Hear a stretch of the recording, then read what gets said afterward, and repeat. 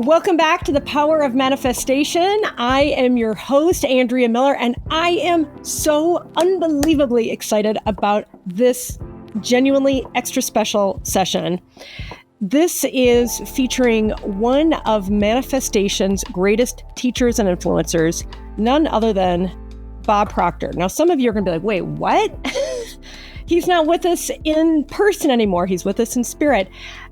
I am delighted to say I am joined today by Bob's amazing son, Brian, who worked closely with his dad over many years. And so we get, like I said to Brian, we get BOGO, buy one, get one free today.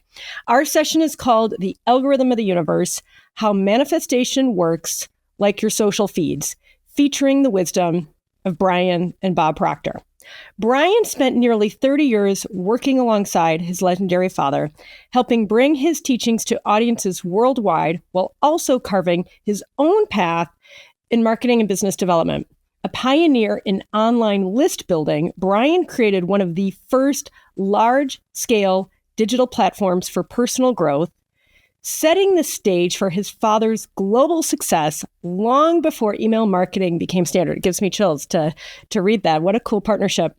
As a top affiliate marketer, Brian drove millions in revenue through joint ventures and opened doors for countless entrepreneurs to share their products with wider audiences. He is also the author of the beautiful book, My Father Knew the Secret, Growing Up with Bob Proctor. Today, Brian continues that legacy as co-founder of Kelly Proctor Co. with his wife, Corey Kelly Proctor. Their mission is to empower people to live their best lives through simple, profound strategies that integrate success, resilience, and fulfillment. How good is that, you guys? Welcome, Brian. It's so nice to get to know you today. Thank you, Andrea. It is really good to be here with you today. And I'd love to start with section 1. You become what you think about. The immutable law of attraction in our lives and in our social feeds. And it's uncanny to me what you and your dad teach, what your dad taught, what you continue to teach, just how closely related it is to social media, right? What we continue to click on and observe, and then what we don't, right? If we're, I mean, like, I don't like violence. So if there are violent videos, I never see them, right? Because it's not what I click on. I'm not interested in fear and violence. I'm interested in love and peace and hope. And so I wanted to tee this section up and have, everybody watching and listening just to kind of keep that in mind, because it really is a great analogy. Now, your dad, not everybody knows this, but your dad became famous thanks to that movie that came out just over 20 years ago, The Secret. And he popularized many key manifestation concepts that were new to people back then, right? Hence The Secret. It was like, oh my gosh, what is this mystical information? Including how the law of attraction. So I would love for you just to kind of talk about him, his big thing, back to this analogy with social media, that you become what you think about. Will you talk about how that works and how we can do a better job of realizing that truth? Well, Andrea, you made such a great reference with social media. Today, social media, let's face it, it's dominating everywhere. And it has algorithms. It just keeps feeding you more of what you look at. My wife, I laugh. She got to the point where she didn't like some of the things that she was seeing. So she started deleting off those messages, and she started looking at more like funny dog videos. So she kept getting fed more funny dog videos, and she changed the algorithm of what she was watching. Well, we are our own algorithm. We really are. And what do we give energy to? I have really fond memories back in the early 1960s of driving around in a car with my father. And this is when he really started getting into the material in a deep way. And he studied a fellow by the name of Earl Nightingale. And Earl Nightingale had a record, a long playing record at the time, called The Strangest Secret.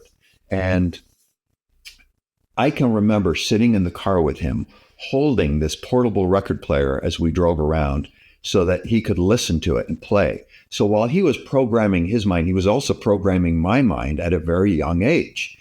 And the strangest secret is simply what you talk about. What we think about, we become. What we give energy to, we bring into our life. And so many people, Andrea, are wishing for a thing, but they're thinking about what's not working. They're thinking about the mortgage that needs to be paid and how stressed they are and the debt they're under. They're not giving energy to what they actually want. They're just wishing for that, but they're thinking of all the worst things. And so we bring more of those worst things into our life. What are you giving energy to? Most people, unfortunately, if their circumstances, their current environment is not great, that's what they're focused on. And what they don't realize is that we have to change our thinking first. When we can start to focus on what we do want, give that energy to, I'm not saying not to recognize where we're at, but to give energy to what you do want. What are you thinking about every day? Are you giving energy to the big dream, the big goal, whatever it is that you're going after? And if you keep feeding that, you keep feeding that algorithm, for lack of better words, you are going to bring that into your life. And most of us have it backwards. We're waiting for something big to happen before we change the way we think.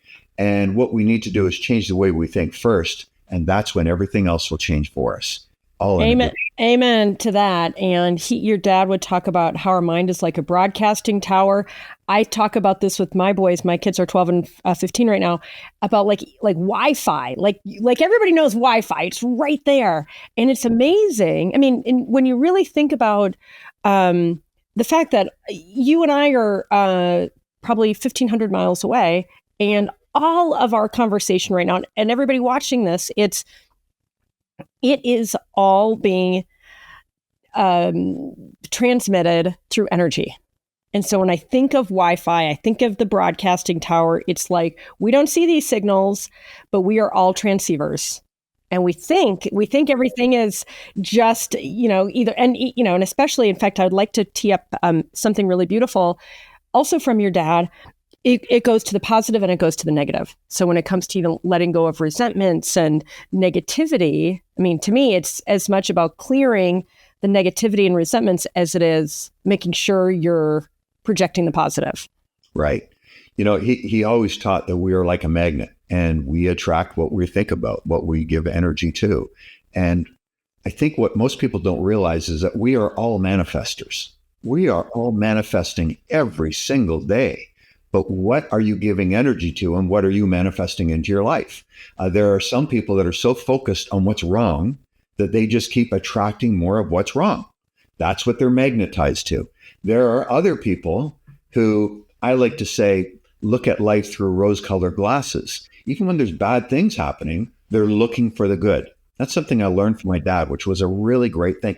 Always look for the good. None of us are immune from adversity.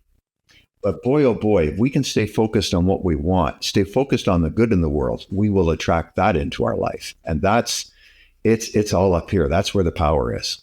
Yeah. And it's just, I mean, in so many ways, it's so freaking simple, right? But we've been conditioned. And honestly, I use the word programmed a lot and a lot of it's real from generational trauma and abuse and, a lot of things that happen to a lot of people. And societally, I mean, we're in a society where there is unfortunately a lot of violence, and social media, a lot of scarcity and not enoughness is getting projected into social media. And yet your point is the absolute right, beautiful one. If we're practicing scanning for the positive, using the opportunities in adversity to find the blessings and so forth, it's powerful. Let me tee up this next quick one because it's such a good reminder. Because let's face it, I think we've all, maybe not you because you were raised differently, but many of us we can kind of be in that victim mentality. So I'd love to tee this one up just to kind of clear this out. Those brain cells can take on. There's a like energy to that which you're sending on. You focus on the negatives in another person. What kind of energy do you think you're taking on? What kind of a vibration do you think you're in? It might be a wise idea to focus on the good aspects of even the worst situation. I love that. I love that. You know, to that point, Andrea, if I can share one little thing that Dad and I did. I was very, very close to my father. We talked every day, all the time. And we're both morning people. So it wasn't unusual. The two of us would be on the phone at 5 o'clock in the morning. And here's a habit that we got into. And I think it really speaks to this. We started to talk good about people behind their back.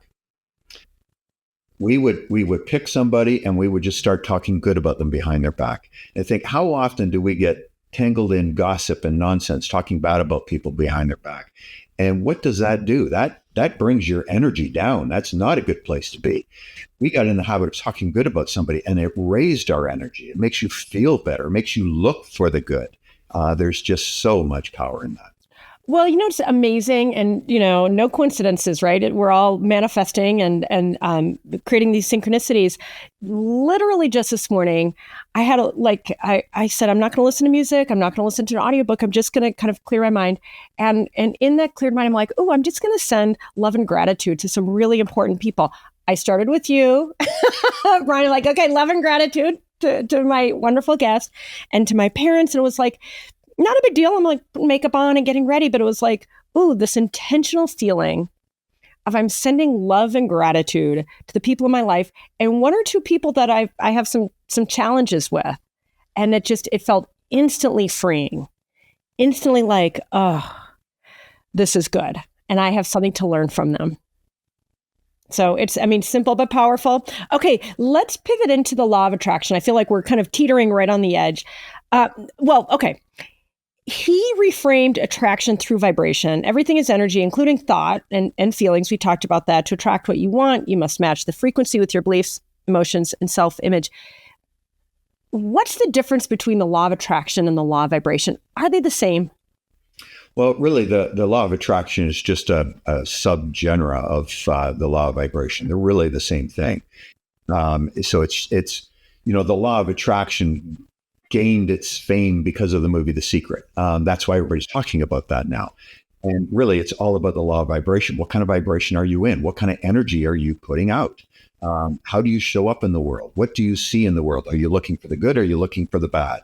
That all affects the vibration that we're in. Do I have time to share a little story? Yeah, absolutely. You have all. This is. We are going to have the best episode ever. So let it rip. All right. So I'm going to tell you a story of something I learned when I was a young boy, and it made all the difference in the world. And it's all around this. It's about the energy you put out and the way you look at things. When I was born in Toronto, Ontario, Canada. I can hear a little bit of a Canadian accent, just a tinge. A little bit? Yeah, a little bit. So that's where I started school. And it wasn't long after it started that we moved to London, England. And so I started a new school in London, England. Again, less than a year, we moved back to a different area of Toronto. I'm in a different school. A year, 2 years after that, we moved to Chicago. I'm in a different school. So I am 9 years old, going into the fourth grade, and I'm in my fourth school. I was that perpetual new kid at school. And I can remember sitting across from my father telling him, I don't even want to go to school. I hate being that new kid. Everybody looks at you weird.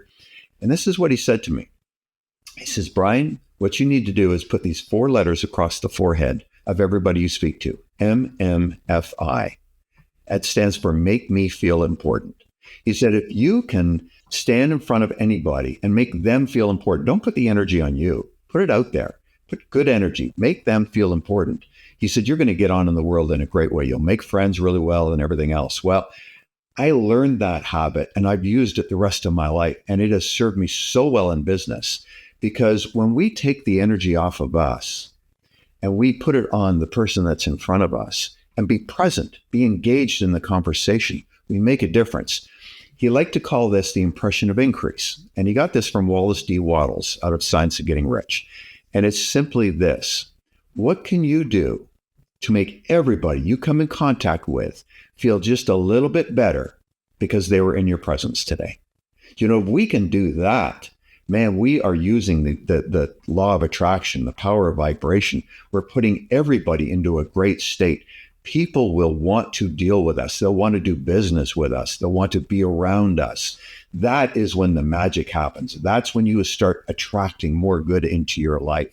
When you can leave everybody that you come in contact with the impression of increase. Brian, my whole body is buzzing right now. I have to tell you, I just feel that so powerfully. I'm like, we can stop the interview here. It's all been said. Because really, like, it's that simple. Guys, MMFI. Make me feel important. It's so simple and it's so beautiful. It really is. And, it's easy to do. It doesn't require a lot of work. Sometimes it's just a genuine compliment. Other times, it can be when you're engaged in a conversation with somebody, when they tell you they've done something and then you want to say, oh, I did that too. And I did it so much better. Sometimes it's like, you got to bite your tongue, let them relish in their story. Because sometimes when we say our story and say we did it better, we've actually diminished their story. We're not leaving them with the impression of increase. And it's interesting to think about that from time to time. Well, and it just becomes a practice, right? I mean, I feel like we talk about the gym analogy a lot. It's like you might have a gym membership, but if you never go, you're never going to change your physiology. And when I think of even these simple practices, even walking, if you're totally sedentary, going out and walking 5 or 10 minutes every day can start to up level your fitness, but it is not a theory. It is a practice, and such a small, simple thing. If you decide, hey, I'm going to do this, guys, I'm going to give you a challenge. I'm going to give it to myself today, at least 3 times. However you interact with somebody, whether it's on the phone, through a text, nobody sees each other anymore, right? Or Zoom. 3 different people. I'm going to do it too. MMFI. Make me feel important. Let's start this. Let's anchor in this practice today. Because it just, again, Brian, like something so simple and this whole business of leaving somebody with the increase, with the better, having that intention. I mean, we are all mirrors to ourselves of each other, right? We know that. So I love this. I would love to tee up. I promise we're not going to spend the entire time on Bob Proctor videos, but there's just a couple more really good ones. I would love to tee up. Thank you so much. Because this, to me, it really is. It's such a great reminder of how the law of vibration works. Whatever you put out is going to come back. So you don't have to get it back from them. You're going to do things for people they'll never have the opportunity to do anything for you. What do you care? They're part of the universe. You put it in the universe will give it all back. It's a law. It has to come back. It's a law. And I love that because as I've gotten older, I've really been mindful of this business of not keeping score and really embracing generosity for generosity's sake. And, not going to lie, every now and then it's like, oh, I really feel like I did something for somebody and I didn't get the thank you, or I didn't kind of get the recognition. And I'll think about that person and I'll think, oh my goodness, thank you for not saying thank you, because you've put me back in my power. Because if I would, to the extent that I was waiting for the thank you or waiting for the acknowledgement, then that's on me. And that recognition of what we put out there, just like your dad said, not waiting for some acknowledgement, like it's out there. And that's a gift, to not feel attached to the outcome. To me, it's just a great bit of wisdom that I've really tried to practice. It is a gift. And I will tell you what, Andrea, he was a master at that. Man, my father was seriously the biggest giver I know. He was forever giving. He was forever doing whatever he could to help people.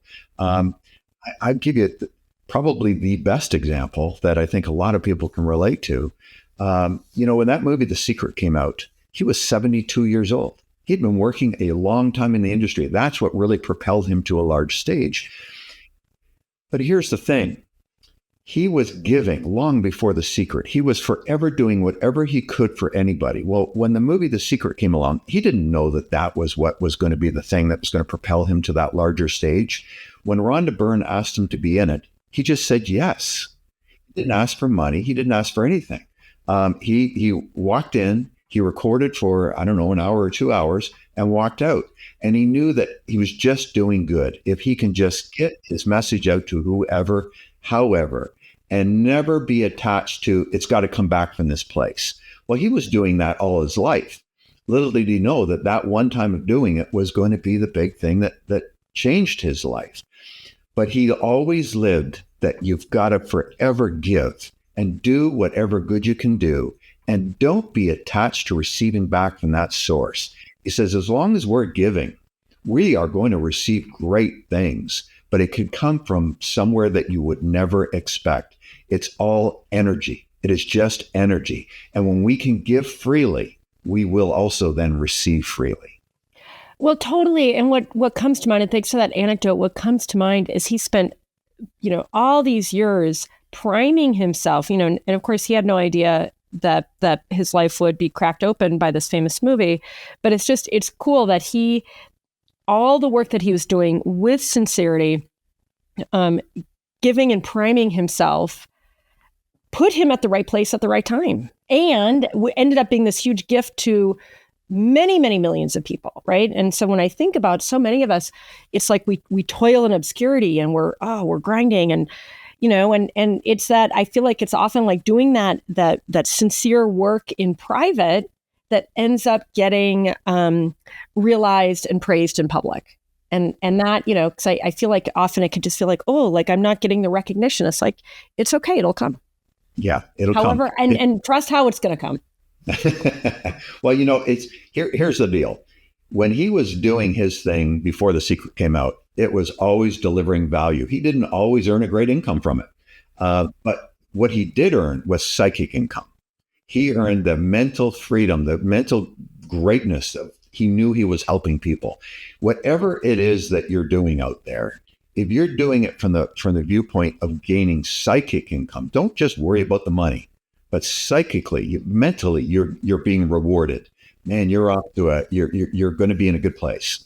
It's that psychic income that will create all kinds of goodness around you. Well, let me ask you this, because what I've been wondering about is this idea of karma, right? And the law of karma. Did your dad actually, and I mean, I feel like this, by definition, that is karma. Whatever you put out comes back to you. Did he talk about karma? He did, and he fully believed in it. He really believed that the good you put out in the world will come back to you. And he believed if you put out bad, it's going to come back to you. He fully believed that. That was it. Yeah, cool. This next one, I've just really started tapping into myself, and that is act as if you already have it. Bob taught that you must feel and behave as though what you want is already yours. The emotional alignment collapses the gap between desire and manifestation. Talk a little bit more about that, and how do we do that? Because that felt like more of a gap to me before, but I'm starting to get it. But help me get it faster, Brian. Well, you know what, Andrea? He started learning this from an author named Neville Goddard. There's a book out called The Power of Awareness. I think it just goes by Neville, not Neville Goddard, but it's Neville Goddard. And when he was started to study into that, it's taking your goal and living from that place. And it's using your imagination to feel what it would feel like to already be there. He said, if we can take time every day and close our eyes and use our imagination to feel like we are already there, what does that feel like? What am I doing? How am I enjoying this? And let our whole being feel that. What we're doing is we're impressing that feeling into our subconscious mind. And as we do that, we get in harmony with the good that we desire. Now, sometimes the good that we're chasing isn't showing itself. That's when, more than ever, we need to use our imagination and live from that place and feel like we're there. When we do that, we are programming our subconscious rather than letting the circumstance or environment dictate the way we're thinking. So that's the power in that. The power is the feeling of what it would feel like to already be there. Yeah. And it's, again, just like previous in our conversation, to me, practicing it more and more makes it easier and more instinctual and habitual. But let me ask you this feeling of, and often this idea of visualizing. I'm going to ask a really technical question, and I'm nerding out here a little bit. When I think about visualizing, what I sometimes get a little caught up in, should I be watching myself in the scene? But then I'm like, and I realize this is like way in the weeds, but I'm sure other people have this question too. So I'm going to ask it on behalf of everybody.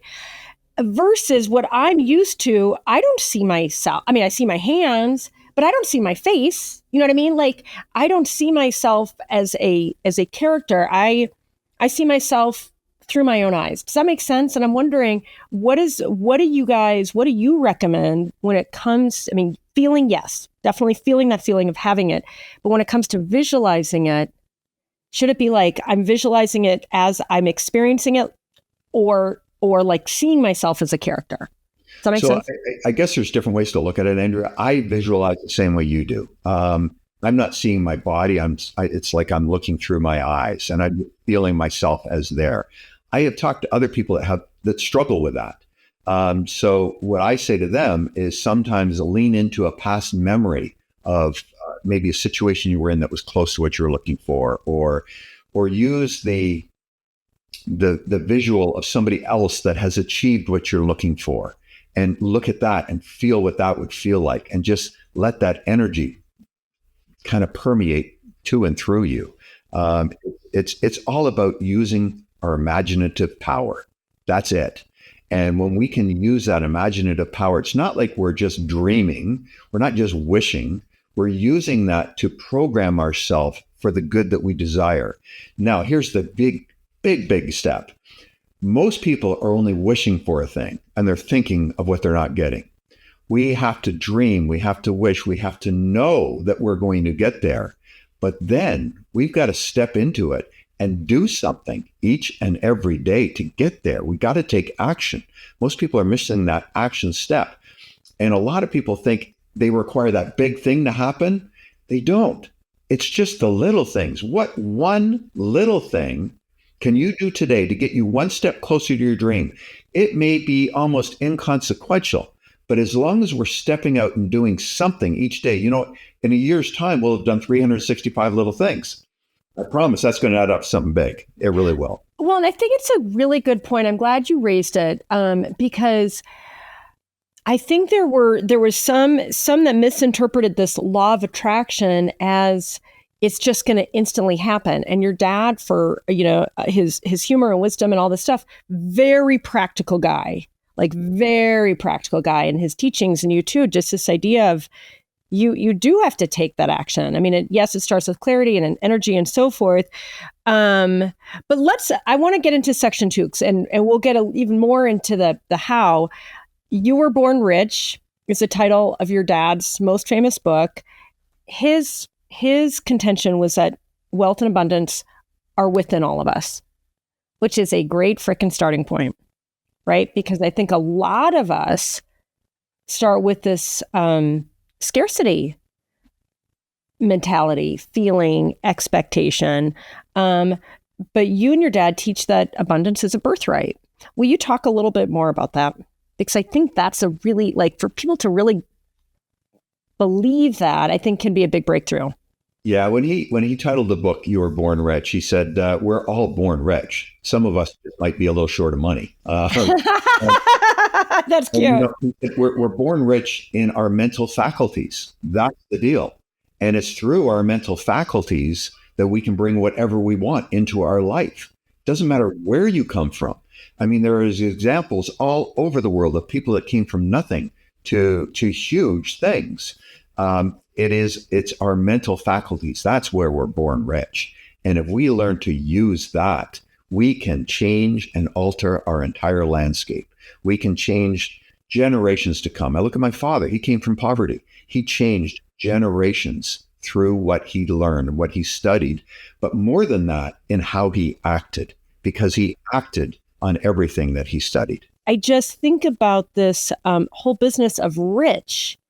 And I love the reframing of what rich really means. And yes, of course, we have to pay our bills and we want to take nice vacations and give great gifts. And so, the financial is part of it.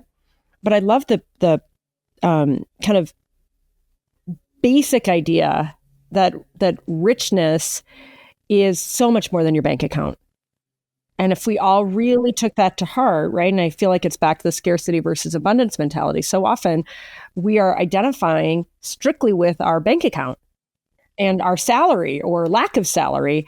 And it feels like until you break free from that, you'll continue to be in the scarcity mentality. And by the way, I mean, this has come up in a few of the sessions that I've recorded, that there are plenty of very, very wealthy people that are financially wealthy, but emotionally and spiritually impoverished. Yep, absolutely. It's an interesting thing. My father always said, when you receive more money, it'll make you more of what you already are. It really will. And I love it's that. so interesting watching Dad through his lifetime. I mean, I got a front row seat to it all. And as his wealth really built, he gave more, he did more, he provided more. He just became more of who he was.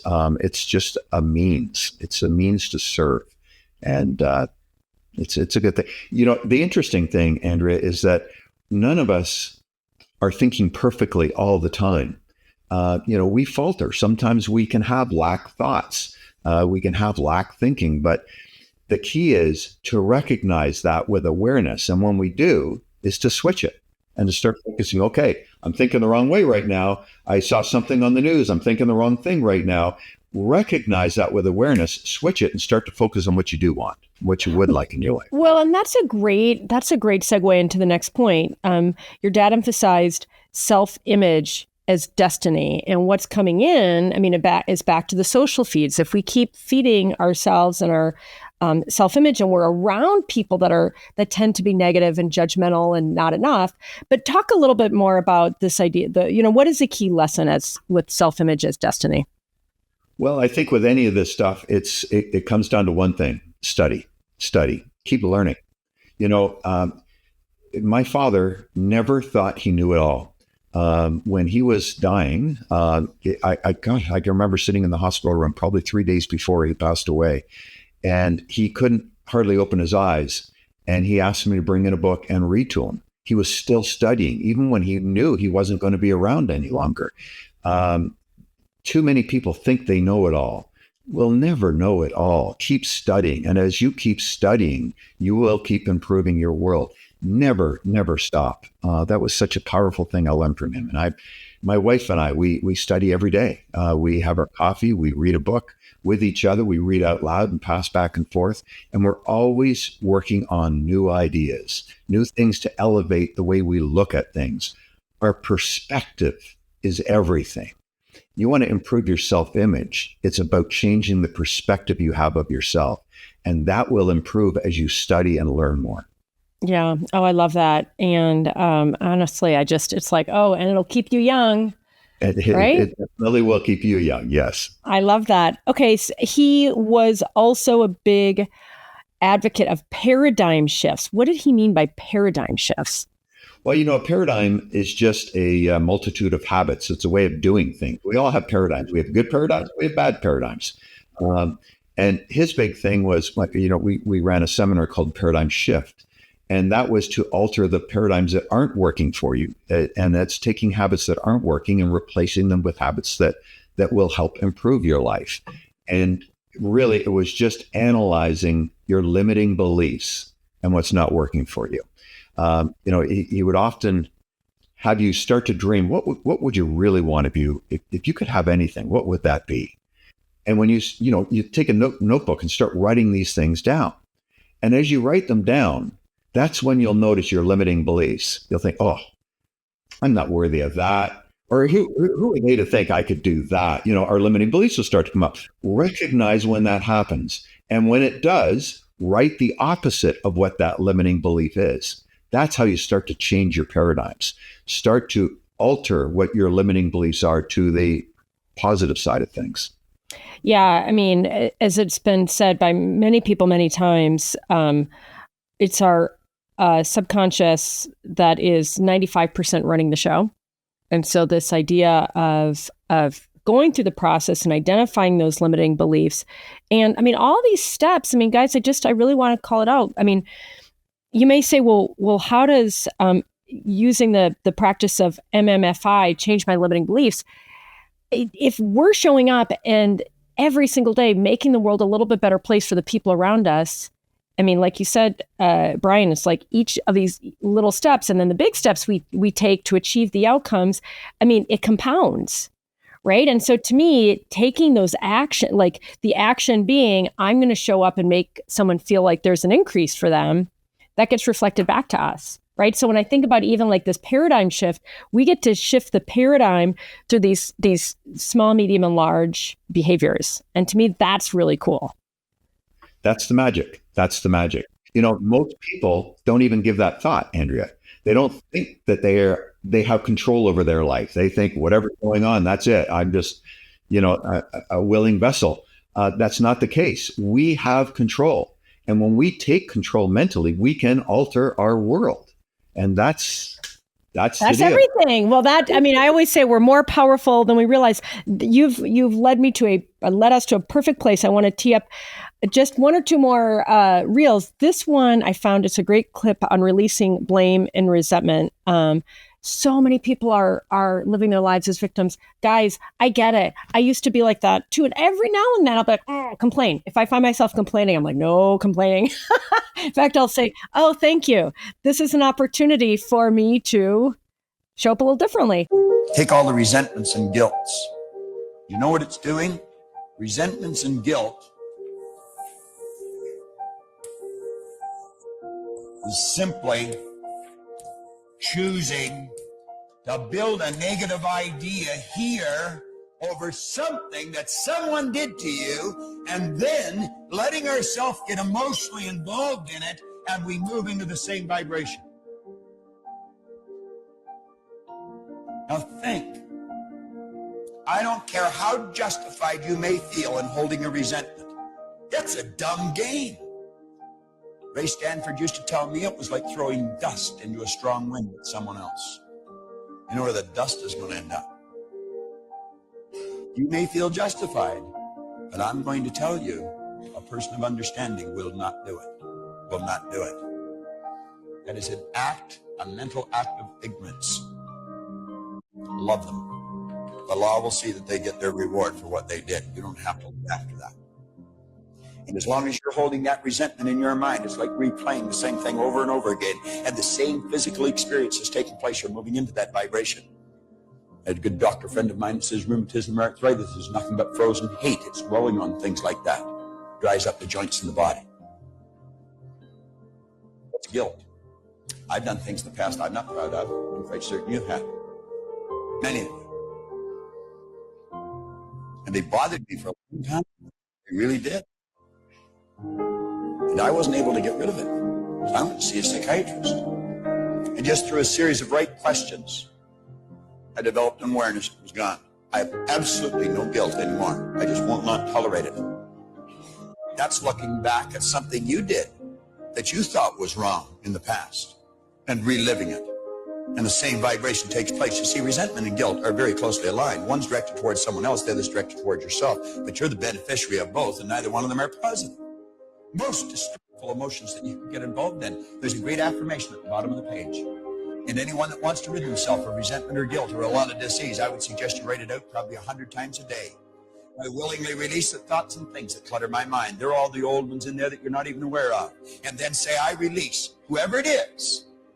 Name them all to their highest good. That means happiness, health, and prosperity. Just release them. The person could be dead. It's not the person that's causing the problem. It's the remembrance. It's the idea. I release them to their highest good and me to mine. And you see them happy, healthy, and prosperous. And you see yourself happy, healthy, and prosperous. And then you say, it is so. Love that so much. That's great. I haven't seen that one in a long time. That's powerful, Andrea. When I was writing My Father Knew the Secret, I started writing the book when my father was alive. And he knew I was writing the book, and we had a lot of fun around it. And that takes me back to a conversation we had. I even remember where I was sitting when I was writing this, and I was talking to him about forgiveness. And I said to him, I said, boy, you've had partners in the past, you have all kinds of different things of people that have kind of screwed you over, but it never seems to bother you. And he says, that's because I released them. He says, I don't have to let my past dictate my future. He said, by me hanging on to that resentment, I'm hurting myself. So he says, I release them to their highest good. He says, now I'll never talk to them. I'll never do business with them again. I'm not forgiving what they've done, but I'm forgiving to release the energy that he was holding. And that was a great lesson.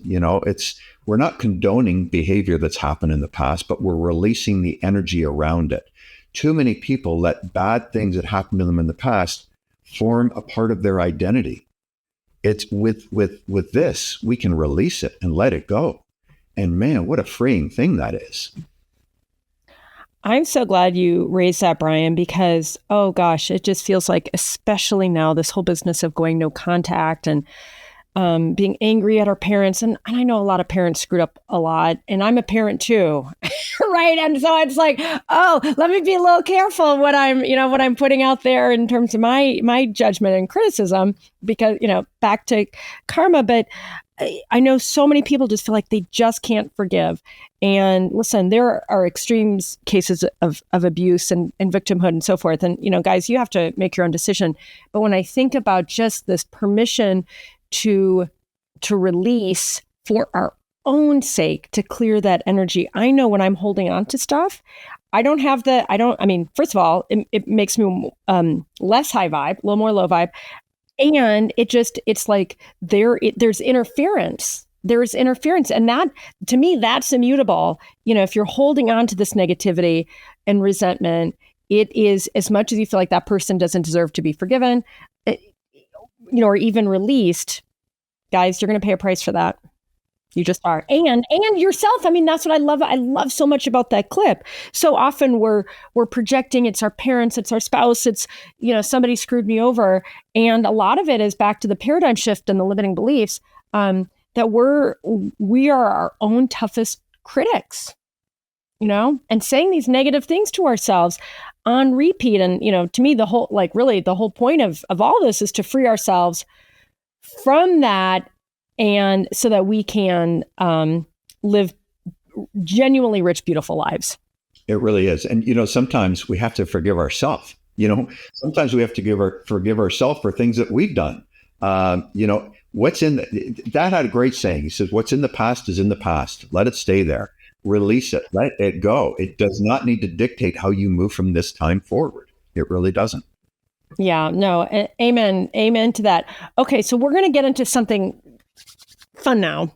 You touched on this a couple of times, the power of the imagination. So your dad talked a lot about goal setting and fantasy as a creative power.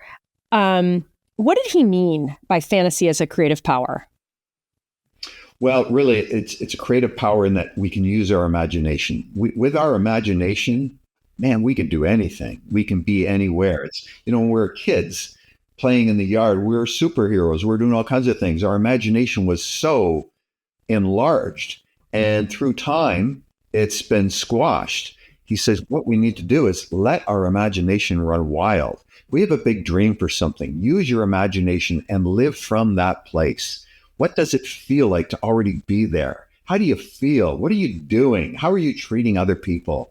And when you can use your imagination to do that, you are putting your being in the right vibration of the good that you desire. And when you do that, we talk about manifesting, that's how you bring these things into your life. You've got to be focused on what you want, not what you don't want. And we use our imagination to heighten those senses. That's really what it's all about. Yeah. And I even feel that as you're speaking, and, he was a big advocate of don't set, in air quotes, realistic goals, set goals that excite and stretch you. And there's, I think, a really beautiful, healthy tension between, I can't do that, that's crazy, to like, maybe it's possible. And, and all the things that we've been talking about, taking those steps and so forth. I love this quote. If you can hold it in your head, you can hold it in your hand. And I know for a lot of people that feels like a bridge too far, geez, just because I can imagine it. And I'm here to say, like, I am drinking the Kool-Aid. I was telling you before we started recording, in fact, I want to walk us through something that I personally have one of my favorite Bob Proctor lessons. He called it his most powerful manifesting habit. So guys, just, kind of get psyched, because this is something that I love. And I think if all of us did this, our lives would transform faster than we realize. So I'm reading a little kind of setup here. So when Bob Proctor was broke and cleaning floors, someone handed him a book that changed his life. Inside, one instruction stood out. It said, write your goal on a card, carry it everywhere. The card became his compass. a signal to the universe, a subconscious reprogramming tool. He didn't hope it would work. He committed to the process. Every time he touched the card, a feeling lit up in his body. It made the goal real. Not someday, but now. This is how he rewired his mind to expect abundance. The first goal he wrote, I'm so happy and grateful now that I have in my possession $25,000. At the time, he was earning $4,000 a year. No plan, just a belief. He went on to earn millions. Here's how to do it step by step. Number one, pick one meaningful and purposeful goal. Write it in the present tense, starting with, I'm so happy and grateful now. Carry the card with you always. Bob called it a C-type goal, a goal so big you have no clue how you'll achieve it, but it excites you, it stretches you, it speaks to your spirit. You don't write what's realistic, you write what feels like freedom. Your card becomes a vibration anchor. Touch it, read it, feel it. Every time you do, you shift your frequency.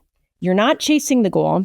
You're becoming the person who already lives it. I was showing Brian before we started recording. This is mine on a pretty little piece of paper with all these little hearts. I'm not going to tell you what it all says, but I read it every day. I keep it in my phone case. I put it in my pocket.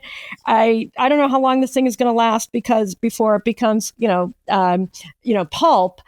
But it is this touchstone, and why it works, according to Bob, your goal activates cells in your brain.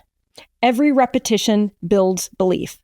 The image burns into your subconscious, and whatever you hold there must move into form. So you want to take it deeper? Create a ritual. Read your goal out loud each morning, like we were talking about a few minutes ago, Brian.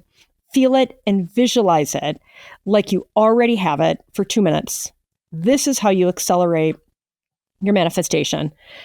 And to conclude with a quote from the famous Bob Proctor, the only limits in our lives are those we impose on ourselves. And so in fact, I would just love, guys, let's just take 30 to 60 seconds and don't think about it too much. Just that one thing that you feel like I could never do that. Make it feel as crazy and impossible, not 10 things. Let's just do one.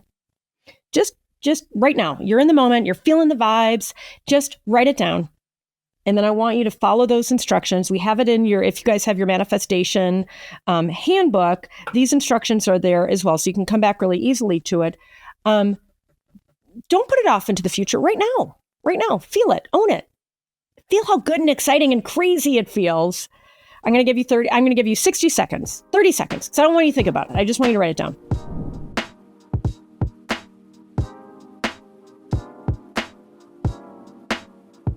Yeah, I mean, it really is, you guys talk a lot about repetition and study, persistence and discipline. And folks, I'm just here to tell you, it is magical. It is 1000% magical, but you also have to show up for yourself, be consistent, and in the repetition, in the persistence, in the discipline, right? I mean, the magic is there and will be there. But you got to do your part, right? Yeah, consistency is the key. And more importantly, when you don't feel like doing it, that's when you really need to do it. Right. Well, it's like it's exactly what we tell our kids. It's like, well, I don't feel like cleaning my room or doing my homework. It's like, well, that's okay. Right. Like you could smile and do it anyway. Yeah. Well, and let me just add one last bit in this section, and then I want to go into some of the core teachings from My Father Knew the Secret. You guys teach personal accountability, which to me is so powerful and important. And I feel like we've kind of touched on it in the periphery, but to me, this is so where the action is. Your dad would say, you've got to stand up and say, I am responsible for my results. That's where the real change begins. That's where the power is. Own it. Because the moment you do, everything can shift. And I feel like, I know we were talking before about other people and so forth. Like, to me now it's, I own it. And that is the good news. He used to say something from the stage that I always listened to. It always meant a lot. But then he did something that really showed me what he meant. He always said a pro is at their best regardless. Whatever's going on in the world, a pro is at their best regardless. I witnessed him. My father passed away in February of 2022. Well, in December of 2021, so literally 2 months before he passed away, he was not in great shape. He was pretty much in a wheelchair, although he could walk, but it was painful. He had an online event he had to do, and I'm telling you, he was not in a good I'm working state. till the end. I love it. Yeah, he really was, and it took us probably 2 hours to help get him dressed. I spent close to the last 6 months of his life with him, doing whatever I could to help. It took us about 2 hours to get him dressed. My son and I, he wanted to walk to his studio. His studio's in the backyard. And my son and I would walk him up to the studio, sat him in his chair, and then he did a 45-minute presentation to a large group of people. They would have never known that he was in pain, would have never known it. A pro is at their best regardless. Man, I witnessed that in that moment more than anything. That anchored into me that, God, he had the worst going on, and he was his best regardless. If we can all live that way and be at our best every day, boy, life will get better. Like what would happen in your life if you were the best version of you every single day? Change will happen. Great things will happen for you. You're the best version of you every single day. I love that. And I love this idea that even when it was difficult and painful for him, how he showed up for other people. You were talking before about his vast generosity. And I just think like, oh, I wish I would have met your dad, right? And yes, I can watch the clips. And that's the one good thing about social media, right? All those, the clips and the archival footage is there. But when I think about those last audiences that were able to connect with him like that, like he really gave them a great gift there at the very end. That's really cool. I love that. Yeah, that was his gift. That really was. That I think, so often, we can learn from people with what they say, but I think we learn at a deeper level by witnessing how people act. And my father was who you saw on stage, who you see on social media, on video. That is who he was. That is how he acted in private life. It's by witnessing how somebody really acts when maybe nobody else is watching. That's when you really can gain it at a deep level. Yeah, I love that. The person who not just talks a talk, but walks a walk is...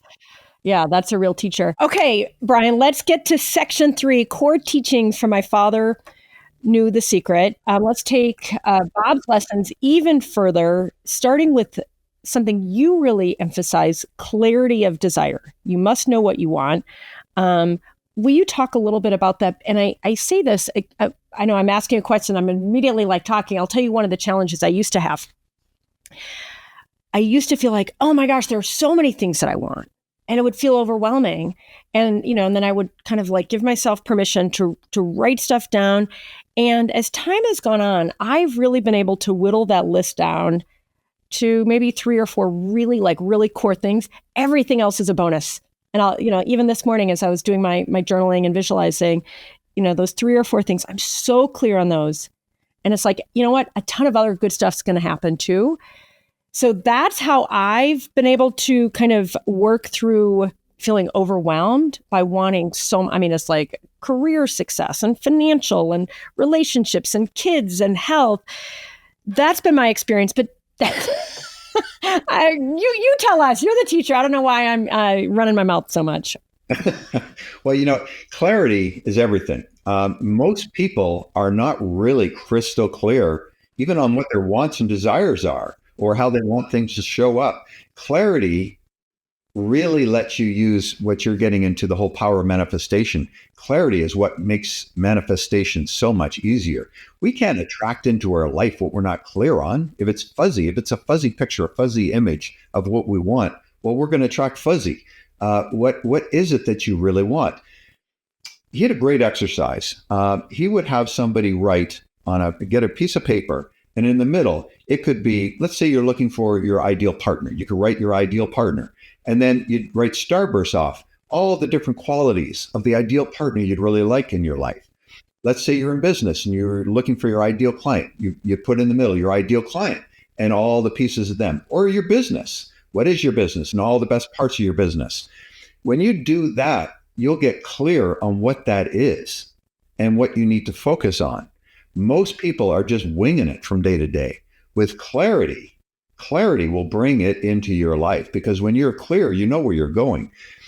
A great exercise that we used to do, it was at one of our big events. I would have everybody write a letter to themselves, to their future self, a year down the road.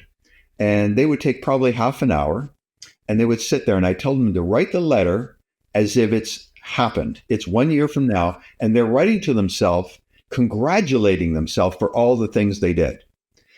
So what would you like to have happen in your life in a year? And then start writing it out, and write a Brian, I'm so proud of you. You did this and you did that, and write it all out. Take the time as if it's a year from now. That will help bring clarity to where do you want to be? What would you like to do? So we used to do that with people, and then I would collect their letters and I would mail it to them a year later. I'm here to tell you that was magic, because some people were like, wow, I forgot I even wanted that. Or others would be like, oh, I did all of this. It helps bring clarity to what is your vision. When we're not clear on our vision, what are you going to manifest? I don't know, more of the same, probably. Well, totally. Yeah. And I love that, guys. We've got this in the Power of Manifestation handbook, this whole business of writing that letter to yourself. Don't skip this. After this session or before, if you're busy this afternoon, before you go to bed tonight, write that letter. Like, genuinely write it. And what do you suggest? Do they mail it themselves later, or just keep it? Do you have they can keep it, put it on a bookshelf, date it, do whatever it takes. But really embrace the exercise, embrace the magic of it, embrace the fun of it. Yes. Yeah. And as you're writing it, feel like you're already there. And it's those words you use, the way you congratulate yourself. That's the power. It really is. Yeah. And I want to emphasize this a little bit. And I know I was already talking about my own experiences, but I say that because I know I'm not alone in this, like, oh my gosh, I want so many things. And that's okay. My clarity has been an iterative practice. It's like, okay, I started with something this big, like a ton of ideas.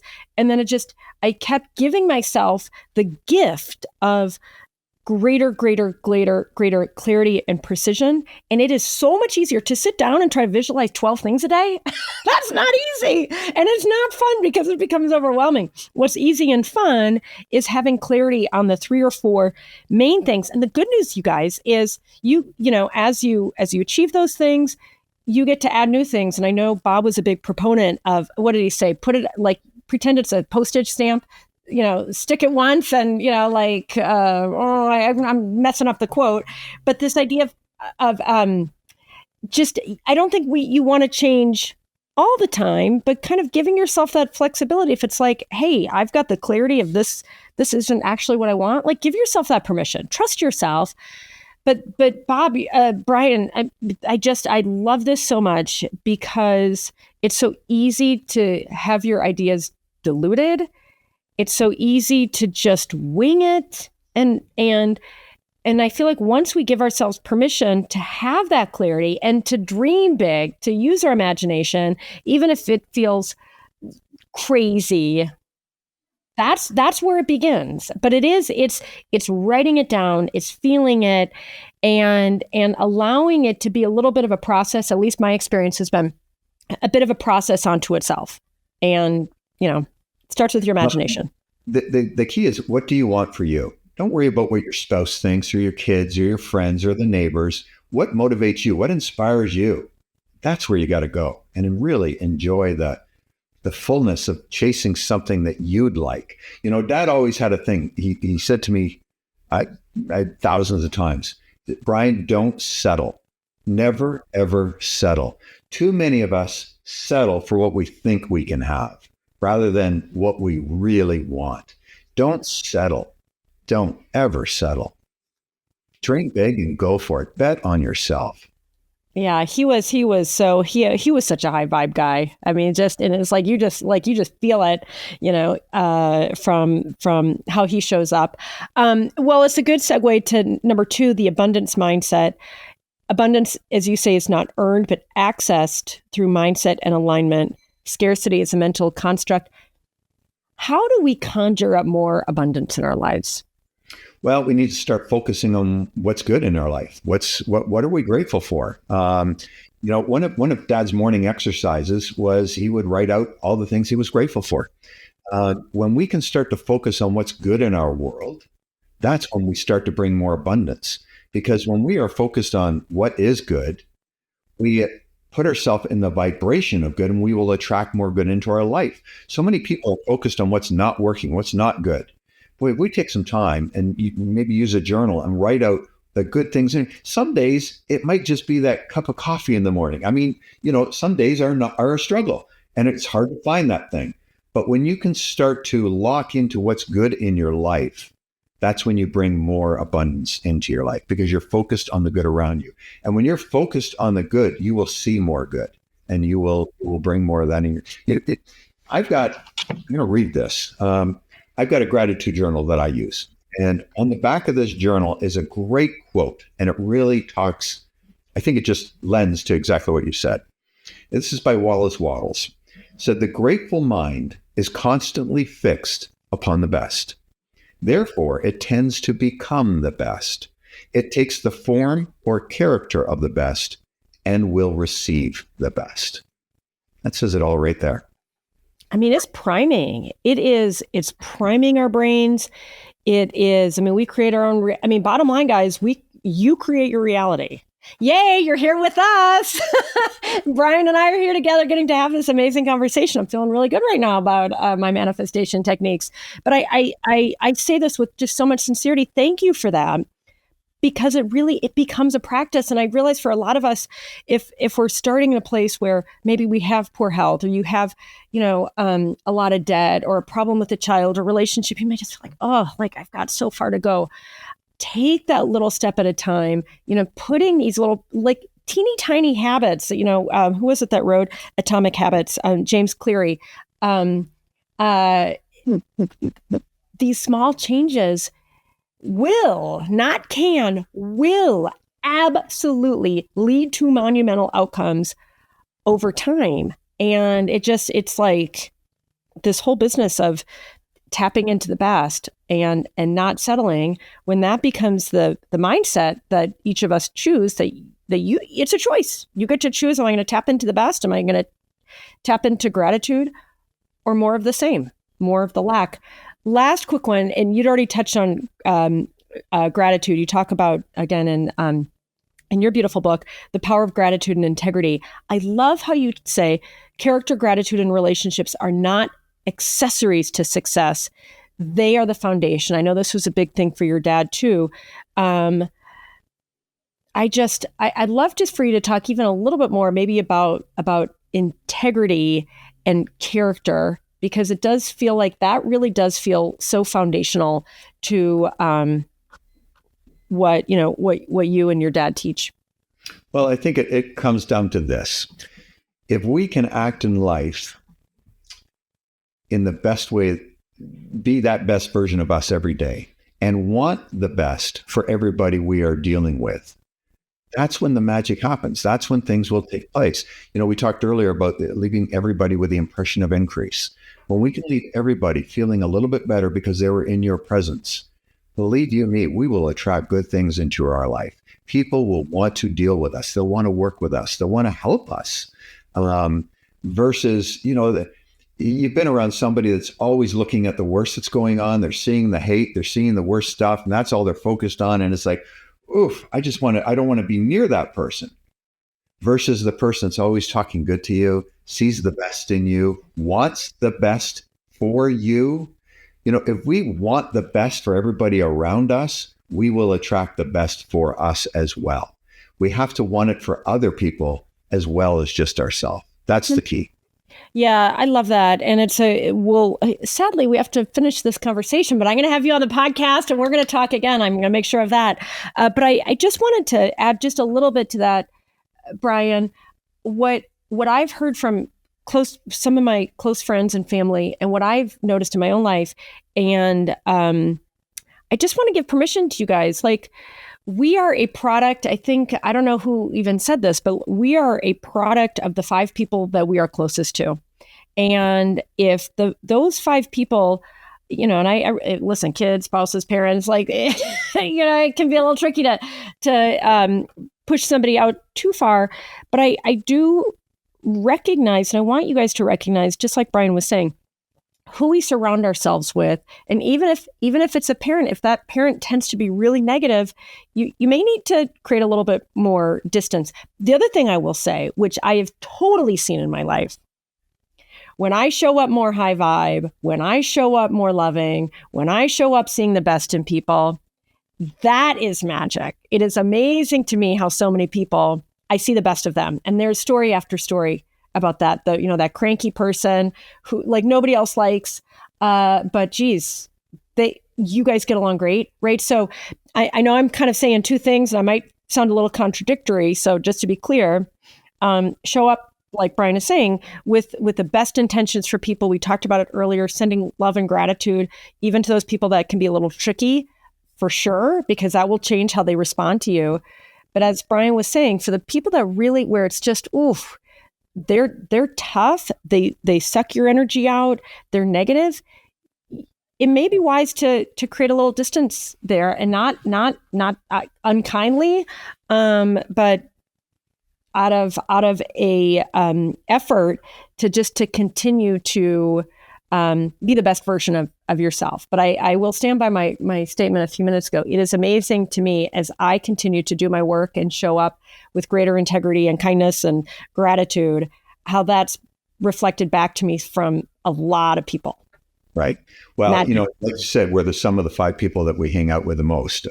Jim Rohn is actually the one who said that. And there is power in that. And yes, we can't always avoid the negative people. Sometimes some of the negative people can be family members or people. Well, and they can teach us something too, to be fair. They can teach us something too. Sure they can. But here's the deal. If we know that they're negative, we can go into that situation and protect ourselves. We don't have to take on whatever they're taking. Realize that's their stuff. And when we realize that, we hold the power.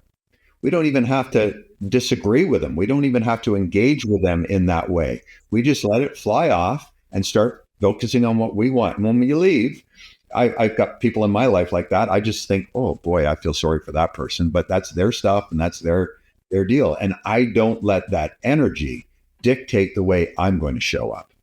I love that. I joke with my kids how when they were younger and a little rowdier, I would make a circle around my face, like, you're not going to push every button that I didn't even know I ever had, right? So it becomes a choice, right? Are we going to let that cranky uncle or annoying colleague or whomever push our buttons, or are we going to say, not today, and smile? Smile and send them gratitude, right? To stay in that high vibe space. And you're right to me, I think of it both, yes, protection and defense, but I also think of it about, listen, winning the game in life to me is about playing a great offense and showing up in those situations and just being the kind of the most grateful, best versions of ourselves, as and this is probably a good way to come full circle and wrap it up. Your dad was a master of that. Bob Proctor, he showed up, every clip I see, it's a smile on his face. It's having something to give. And, and the results of his life and the work he did speak for themselves. And what a great legacy to have you as his son to carry that torch forward. Brian, thank you so much. You've been such an amazing guest. Well, thank you, Andrea. It's been a joy for me just sharing the messages that my father taught for all of his lifetime. I got, as I said, a front row seat. He was given the book Think and Grow Rich in October of 1961. And I was born in December of 1961. So I was fortunate to be there for the entire ride. I was brought up with this. And it's a pleasure just kind of carrying on his message and what it was all about, because he really did know the secret. And it is magical when you can start to live from the place where you want to be and start to look for the good in the world. Even when there's bad, look for the good, and look for the good in everybody that's in front of you. Make them feel important. Leave them with the impression of increase. Your life will continue to elevate. And here's the final thing and the final piece that he really taught. Live in the present moment. Several times you've talked about overwhelm. Overwhelm happens when we start to think of all the things we have to do. We're living into the future. If we can just do with what we can do right here, right now, man, we'll eliminate overwhelm. Live in the present moment. Don't let the past dictate who you are. Don't let the past hurts control the way you act now. Don't let the future overwhelm you. Be in the present moment. Be that best version of you. Treat everybody really well. Life will be a magical ride. Amen to that. All right, Brian Proctor, thank you so much for being my wonderful guest in the Power of Manifestation. I so appreciate this conversation.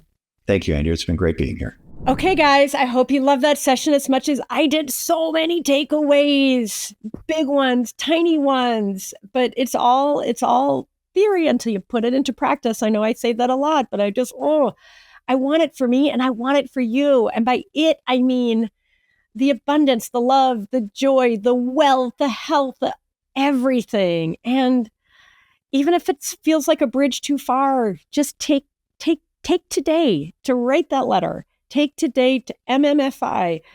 Take today just to scan for the good and feel that little extra pinch of gratitude. And if you, and I promise I'm doing it too, continue to do that day after day, the transformation occurs. Okay, speaking of, last quick thing. Oh my gosh, our Circle membership is going to be a big catalyst for this. No joke. I'm so on fire for this membership community that we are bringing together. And I would sincerely love for you to be a Pioneer member. We're starting October 1st. You are going to see me front and center. I'm so on fire for it, both to share what I've learned as well as to keep learning and to keep benefiting from amazing speakers like Brian and you and in our community. What's working for you and where are your pain points and blind spots? I mean, I talk about it quite a bit in these sessions where I'm stuck, right? Or was stuck. And here's what I figured out, or here's what a friend suggested, or here's what I read or listened to. Not only is it more fun, but it is more effective to do this work as a community. So please sign up, go to powerofmanifestation.com to get all the details. I would love to see you inside. And I look forward to seeing you in the next session. Thanks for tuning in.